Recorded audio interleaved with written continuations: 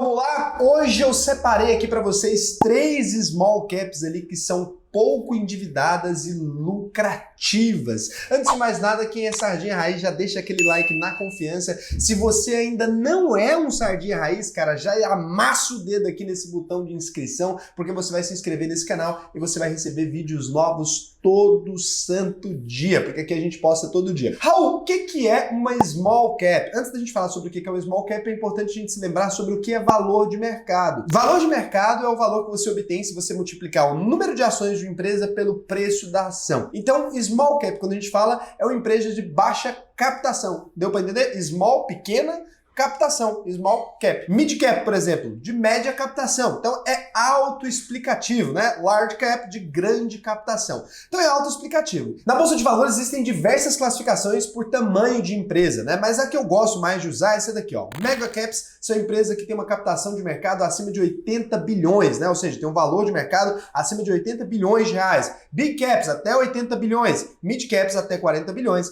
small cap até 8 bilhões e micro caps até 1,2 bilhões, nano caps até 200 milhões. Apesar dessa nomenclatura aqui ser muito utilizada para todas as empresas que estão no SMLL 11 ali, a gente vai tentar aqui falar de empresas que não sejam tão grandes ainda. Então a gente vai considerar até 40 bilhões de valor de mercado. Nesse vídeo a gente está considerando small caps, tá bom? Então 39 bilhões ou abaixo, né? A gente está considerando small caps, e acima disso a gente considera mid caps. Eu selecionei aqui então 3 small caps, realmente assim, escolhidas a dedo. Por quê? Porque normalmente essas empresas são pequenininhas, né? Então eu selecionei a dedo aqui empresas pequenininhas e lucrativas e com baixo endividamento. É raridade das raridades no mercado e são empresas com grande potencial de multiplicação ali. Então, quais são as principais características de um small cap? A primeira característica muito interessante das small caps ali é o grande potencial de valorização, né? O grande potencial de crescimento. Aí você fala assim, Raul, não faz sentido, né? Uma empresa grande ela pode crescer muito mais. O que você tem que entender, imagina o seguinte, a Ambev, por exemplo, é uma empresa que tem uma captação de mercado ali de 237 bilhões de reais.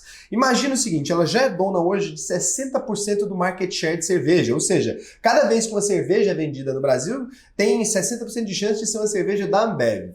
Se ela multiplicar de tamanho, se ela duplicar, né, de tamanho, se ela multiplicar por 2 vezes o tamanho dela, vai faltar gente para beber cerveja, porque não tem consumidor no Brasil que justifique ela dobrar de tamanho. Então, por isso que é muito mais fácil a empresa que tem ali, por exemplo, 100 clientes dobrar de tamanho do que a Ambev dobrar de tamanho. E é por isso que as small caps têm essa característica ali de serem empresas que têm um amplo crescimento, né? Uma ampla oportunidade de crescimento, apesar de serem empresas mais arriscadas. E aí, tudo no mundo, então, tem vantagens e desvantagens. Eu já falei sobre esse potencial de crescimento, é a primeira vantagem que a gente tem no small cap. Segunda, retorno no longo prazo, né? Você tem ali uma possibilidade de retorno muito maior do que você tem nessas empresas que já são maiores. Você tem também, terceiro, sua relevância do seu capital ali naquela empresa. Quando você compra uma ação da Ambev ali, você é dono de 0,001%. E aí quando você compra o small cap, você pode ser dono de 0,0001% só, entendeu? Você tem menos zeros nessa equação. Seu dinheiro é mais relevante ali. Essas empresas têm menos ações, é mais fácil você conseguir conquistar ali um percentual maior daquele negócio. E aí, como tudo na vida tem vantagens e desvantagens, quais são as desvantagens, então, Raul, das small caps? Você teria a primeira, oscilação nos preços muito grande. Segundo, maiores riscos associados ao investimento nessas empresas. E terceiro, na maioria dos casos, são empresas que não distribuem dividendos, porque elas ainda estão na fase de reinvestir dinheiro no negócio para poder crescer, tá bom? Dito isso que era muito necessário, eu vou falar para vocês agora 3 small caps muito interessantes aqui que eu encontrei e que são lucrativas e pouco endividadas. Porque uma das características de small caps também é ter ali o balanço todo desregulado, muitas vezes não dá lucro, muitas vezes não tem ali um bom controle de dívida, então selecionei aqui 3 que são os filezinhos ali das small caps, né? Lembrando que esse vídeo não é uma recomendação nem de compra nem de venda, eu proponho muito mais para vocês uma ideia de estudo aqui do que você tomar a decisão de investir nessas empresas só porque eu falei. Lembre-se sempre de pesquisar e não investir com base em vídeo de YouTube, né? Senão você pode acabar aí comprando uma coisa que você não entendeu muito bem, porque é uma análise muito superficial. Você precisa de muito mais tempo para tomar a decisão de investir ou não o seu dinheiro em uma empresa, tá? Então a primeira empresa que a gente vai falar aqui é uma empresa do ramo de construção civil, EZTEC, EZTC3, né? A EZTEC é uma empresa ali que atua no ramo imobiliário, né? Ela atua na construção, na aquisição de terreno para a construção, na comercialização também de empreendimentos. Ela é conhecida por conta da atuação na cidade de São Paulo, né? Com empreendimentos na maioria das vezes de alto padrão. Então a EZTEC ali, ela tá longe de ser um MRV FRV, por exemplo, elas estão em lados opostos. Ela vende ali apartamentos maiores, mais caros, né? Em 2020, a empresa fez 5 empreendimentos com VGV superior a 770 milhões de reais. Por que eu tô falando dessa empresa nesse momento, né? É importante a gente lembrar que a taxa Selic está no menor nível da história aí, né? E com isso, facilita muito para quem quer pegar um empréstimo ali para adquirir um imóvel, que essa pessoa consiga pagar juros menores. E com isso, o setor imobiliário como um todo está muito aquecido e a EZTEC é uma empresa muito redondinha nesse setor, né? Se a gente comparar ali os lançamentos que ela lançou em 2020, você tem ali o Ar Brooklyn, o Fit Casa Alto do Ipiranga, o Zé Ibirapuera. Então ela lançou ali muitos empreendimentos em 2020 e em números gerais a empresa já tem aí mais de 100 empreendimentos lançados ou em construção, que são majoritariamente na zona sul de São Paulo, tá? No ramo imobiliário a empresa trabalha com 3 vertentes ali: empreendimentos residenciais, empreendimentos comerciais e empreendimentos mistos, tá? Todos os empreendimentos da empresa são divididos ali em 4 principais grupos que é importante a gente observar aqui. Primeiro, econômico, VGV de 8 milhões a 50 milhões. Médio, VGV de 51 milhões a 100 milhões. Smart Living, de 101 milhões a 250 milhões. E alto padrão, 251 milhões ou acima. Quais são os indicadores dessa empresa hoje, Raul? Cara, PL está em 20,02 vezes, o PVP em 1,86 vezes, ela tem um ROI de 9,3%. Você pode achar que é baixo, mas para esse setor é um ROI muito interessante. O endividamento da empresa, né? Ela tem uma dívida bruta ali de 2 milhões 556 mil reais e uma dívida líquida de menos 1 bilhão 291 milhões 320 mil reais. Então, uma empresa aí que tem mais de 1 bilhão em caixa, né? Dívida líquida dividida pelo patrimônio ali, menos 0,32 vezes. Dívida líquida pelo EBITDA, menos 4,15 vezes. Então, além de todos esses números muito positivos aí, ela ainda é uma empresa que teve um lucro líquido ali nos últimos 12 meses de 373 milhões 193 mil reais. Mas quando a gente olha aqui para a janela de crescimento de receita, é muito importante a gente falar sobre isso, sobre a EZTEC, a gente não tem um crescimento amplo apresentado. Você repara que sempre que uma empresa tem uma grande facilidade com lucro, tem um caixa muito controlado, às vezes ela não consegue crescer tanto quanto as outras que se desequilibram mais, né? Como a gente está falando aqui de dívida controlada e lucro líquido, então ela passa nos nossos filtros.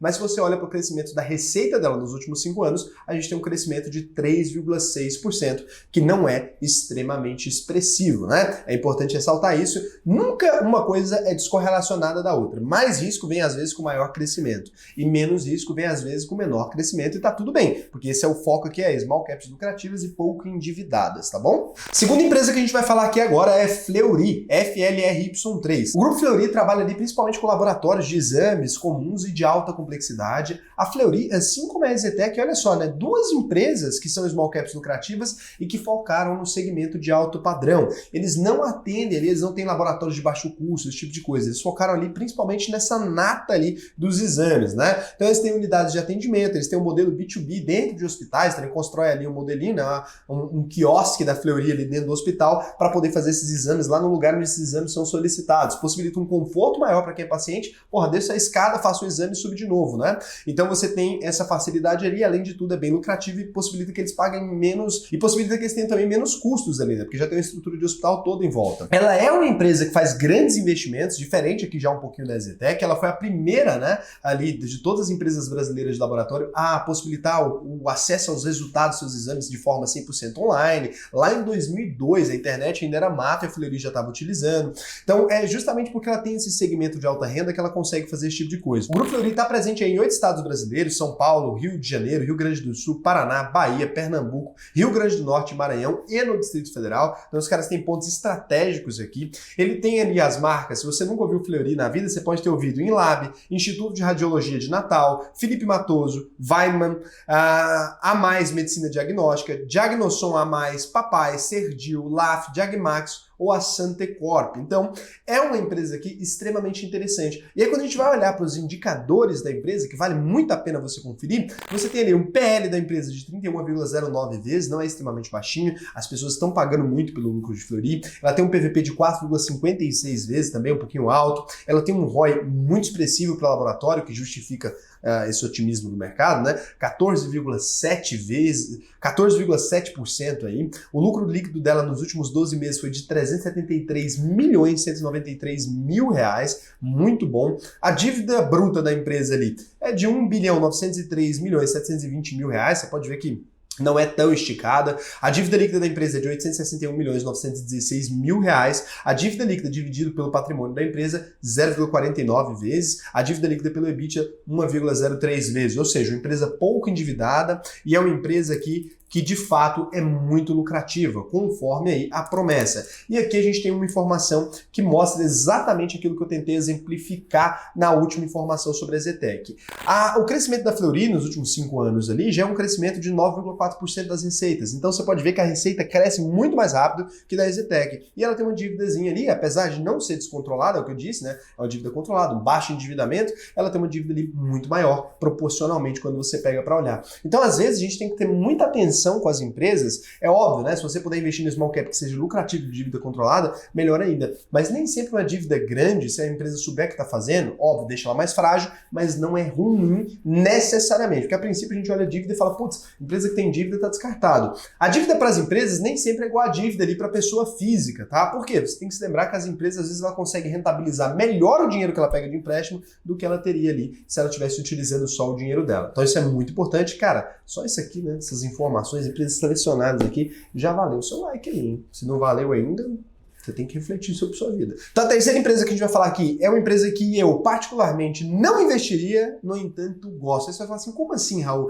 É que nem sempre são empresas ali que a gente fala assim, nossa, cara, eu super tenho um interesse em investir, fazer sócio desse negócio e tal, mas quando você olha para os números da empresa, você fala assim, cara, é uma empresa interessante, e mesmo eu não gostando, a gente tem que respeitar que os números são bons, né? Então, a empresa aqui é a Hering, HGTX3. A Hering é uma empresa aí do ramo têxtil, né? Fabrica camisetinha, tem aquele tanto de loja em shopping, é uma empresa muito clássica no Brasil. É uma empresa muito clássica no Brasil, foi fundada ali em 1880, né? 1880, uma empresa muito antiga, ela atua aí nesse ramo já faz muito tempo. E é uma empresa que ela conseguiu se estabelecer como marca. Quando a gente olha aqui, ela tem 4 marcas principais, que talvez você conheça com outros nomes. Tem a Hering, que é a do peixinho, Hering Kids, né? Que é para as crianças ali. Tem a PUC, né? Fabrica calça jeans e tal. E a Desarme também, que é do mesmo sistema da PUC, se não me engano, também, de calças jeans e tal. A Hering possui mais de 577 lojas no Brasil, dentro de shoppings aí. Ela também tem 19 lojas fora do Brasil, ali no Paraguai, Uruguai e na Bolívia, né? Tentou aqui um modelo de expansão talvez mais para a América Latina. O modelo de negócio dela tá aplicado nessas lojas bonitinhas ali, franquias e lojas próprias também.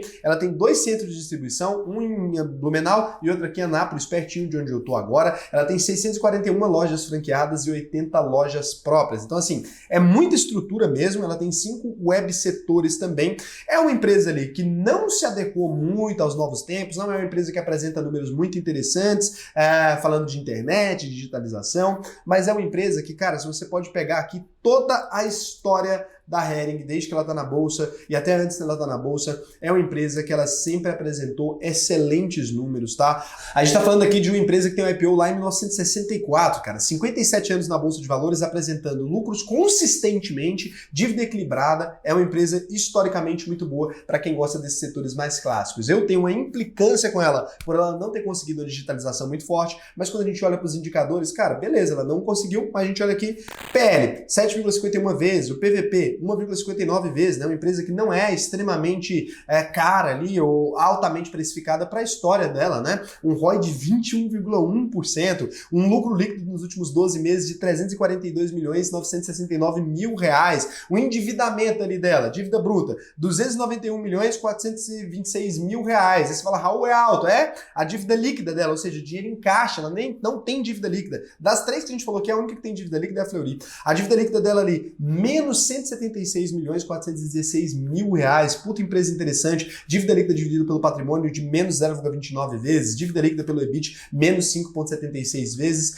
É uma empresa do setor têxtil, um setor extremamente perene, ela tem tido, qual é o problema, né? Por que não tanta gente não fala de Hering? Todo mundo tem um problema. Ela tem tido uma queda na receita dela nos últimos 5 anos, é isso, se você olhar, ela não tem um crescimento de receitas, mas ela continuou tendo lucro da mesma forma e tudo mais. Eu acho que a empresa precisa vir para digitalização e tal, mas eu acho que qualquer pessoa que fale que Hering não é uma boa empresa tá comendo bola. Cara, antes da gente terminar aqui, eu quero te chamar no dia 17, 18 e 19 de março, a gente vai ter aqui um evento ao vivo com 3 aulas, onde eu vou desvendar ali todos os segredos do investidor inteligente. Raul, é pago? Não, é completamente gratuito, você só tem que clicar no link aqui embaixo e garantir a sua vaga, tá? Você garante a sua inscrição para você poder entrar no nosso grupo VIP de WhatsApp ali, receber os links tudo certinho. Então eu tô te convidando para participar desse evento, a gente vai desvendar ali todos os segredos mesmo do livro Investidor Inteligente, escrito lá em 1949, cara, tem muitos segredos sobre a Bolsa de Valores ali.